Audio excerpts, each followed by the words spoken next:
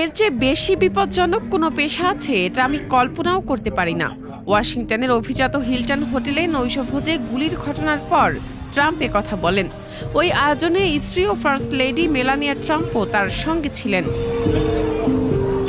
তবে এবারই প্রথম নয়, এর আগেও একাধিকবার হামলা ও নিরাপত্তা ঝুঁকির মুখোমুখি হয়েছিলেন ট্রাম্প।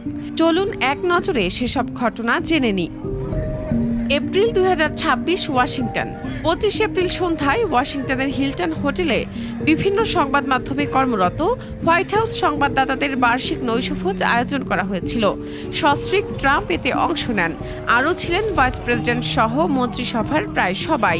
ছিলেন নামি দামি 2600 অতিথি। ট্রাম্প আর মেলানিয়া তখন মঞ্চে। হঠাৎ ছন্দপতন, হট্টগোল ও বিশৃঙ্খলার মধ্যে অতিথিরা টেবিলের নিচে লুকান। দ্রুত মঞ্চ থেকে সরিয়ে নেওয়া হয় প্রেসিডেন্ট আর ফার্স্ট লেডি ও অতিথিদেরও। ঘটনাস্থলে দায়িত্ব পালন করা এক নিরাপত্তা কর্মকর্তার বরাতে বিবিসি জানিয়েছে, সেখানে 7 থেকে 8টি গুলির শব্দ শুনেছেন তিনি। এ ঘটনায় অক্ষত আছেন ট্রাম্প, মেলানিয়া, ভাইস প্রেসিডেন্ট, মন্ত্রী সহ অতিথিরা। সন্দেহভাজন বন্দুকধারীকে গ্রেপ্তার করা হয়েছে। September 2024 Florida. 2024 সালের 15 সেপ্টেম্বর ট্রাম্প ছিলেন ফ্লোরিডার ওয়েস্ট পাম বিচে নিজের গলফ রিসোর্টে।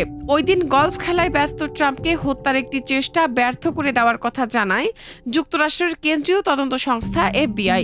সন্দেহভাজন হামলাকারী ঝোপের আড়ালে স্বয়ংক্রিয় বন্দুক হাতে লুকিয়েছিলেন। তবে নিরাপত্তা বাহিনীর কাছে ধরা পড়ে যান তিনি। দ্রুত নিরস্ত্র করা হলেও পালিয়ে যান। পরে গ্রেপ্তার করা হয় তাকে। জুলাই 2024 পেনসিলভানিয়া। ট্রাম্পের ওপর হামলার মধ্যে সবচেয়ে ভয়াবহ ছিল 2024 সালের 13 জুলাইয়ের ঘটনাটি। ওই দিন তিনি পেনসিলভানিয়ার বাটলার এলাকায় নির্বাচনী সমাবেশে ভাষণ দিচ্ছিলেন। তখনই মঞ্চ লক্ষ্য করে পাশের একটি ভবনের ছাদ থেকে গুলি চালানো হয়। এই হামলায় আহত হন ট্রাম্প। তার ডান কান থেকে রক্ত ঝরতে দেখা যায়। গুলিতে নিহত হন সমাবেশে অংশ নেওয়া এক ব্যক্তি। June 2016 Las Vegas. 2016 সালের 18 জুন প্রথমবার প্রেসিডেন্ট নির্বাচনে অংশ নিয়ে প্রচারে ব্যস্ত সময় কাটছিল ট্রাম্পের। লাস ভেগাসে নির্বাচনী সমাবেশে বক্তব্যের মাঝপথে একজন ব্যক্তি কর্তব্যরত পুলিশের আগ্নেয়াস্ত্র ছিনিয়ে নেওয়ার চেষ্টা করেন।